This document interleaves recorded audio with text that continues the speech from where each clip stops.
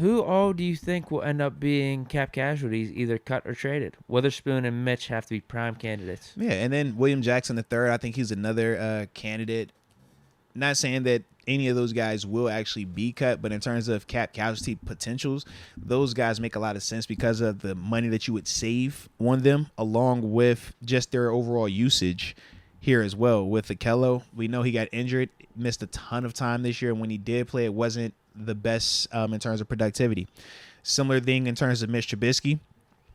Had some flashes, but as a whole, I don't think that any of us feel today that he's the best option for us at quarterback right now. And then we talk about William Jackson. He's another guy where it's just like a super robust contract with a big number associated with it, but you have the unlimited freedom of cutting him and getting zero dead cap. That is a awesome situation, especially when you're talking about taking a flyer on a guy that had a big tag and was hurt to the point that you never got a chance to see him in a game.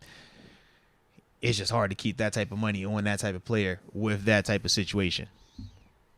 We got... I'm trying to think who else could be a cap casualty. Cam Heyward obviously is another name that was floated around when the season first ended. Miles Jack. Yeah, Cam, Miles. We talked about Miles. You could save essentially as $8 million if they were to release him. With Cam, how much would they save with Cam? I want to say like 8 or 9 million. 8 or 9. I don't think it was anything crazy. Yeah. I'll double check though. I don't think there's anyone on offense. No, because the only person with the new deal over there is Deontay, and then you think James Daniels and Mason Cole and Chooks. Right, and we already went over Deontay's where it's more dead cap. Right, if you cut and him. Chooks is more so going to just get restructured just to free up money for whatever they need to play around with this year. Some of it could be done with James Daniels. Cam's is 10. It's So, more than I thought. That's potential cap casualty, man. When you talk about being able to save 10, and you know I love Ken. That's my dude, man. He balls out, does his thing the right way, man. But even with him, when you're just talking about the simple business of it, you could save 10 on a guy who's in his 30s. We talked about the contrast of the direct correlation with the Larry Ogunjobi and potentially trying to re-sign him, younger player, talented player on the come up, but it's going to cost money. When you start looking at those type of concepts, that is how players like a Cam Heyward or like some of these other guys we've named could potentially become cap casualties. Now, I think Cam is last on that list of the guys I named. I think if I had to put them in an order, I would probably go William Jackson, Akello, Mitch, and then Cam. But yeah, I think those would be probably the top 4 off the top of my head. And then I'll put Miles Jack after Cam. I think Miles probably the safest of the bunch based on his cap hit, dead money, productivity, age, and just the need in that position.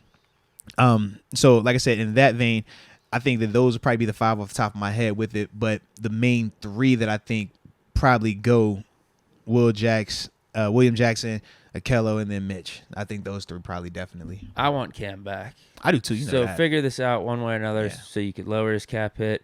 Because I feel like he's the dude we need for this young team. I would agree. He's the leader. He's the calming presence. He's the guy that when stuff hits the fan, when the season might be rocky at any point in time, he is the guy that comes to the locker room consistently. He's the guy that when you don't feel like smiling, he's coming in there with that big smile like, bro, I don't care that you want to throw a pity party because we just lost 2 in a row. Shut up, smile. We betting here and getting to work. Like, that's what he's on. That's a leader. But that's Cam. You know what I mean? So, yeah, to me, I definitely think that you should keep him. I'm just hoping that it's a situation where both parties can agree on the number. Because I do think some form of restructure is going to happen. I think it is appropriate based on just his age and the way that the season played out for him. And this is very similar when we talk about Matt Canada. If we talk Matt Canada full season body of work, numbers aren't that good. Context, though, being the second half of the season, we feel very strong about him. Cam, dope numbers in terms of how it ended, but when we think full body, there were moments where we were like, man, we need more. We need a little bit better productivity from him. And when you start throwing in the dollar amount with that, along with a need to re-sign another player, it can really get dicey, so to speak, man. So, like I said, both of those sides are going to have to be able to come to some type of agreement where he can lower that number and feel compensated adequately, but at the same time that the team can feel like they can make the moves that they need to make sure this roster is where it needs to be as well. Yeah, because I see Cam as back in 04, 05, it would be this version's Jerome Bettis. What Jerome Bettis was to those teams, Cam could mean to this team. But I think Cam still has more gas left in the tank compared to what Bettis I would had agree. back in those days. Oh yeah, because Bettis was definitely. I don't know age wise the age difference, but I felt like Bettis was definitely like more on that decline. Whereas with Cam, we can still see not all pro for a full season, but flashes of it, and that's what we got at the end of the season. But the problem is just that money you're paying for a full season, not for a 5-game sample or a 7-game type situation.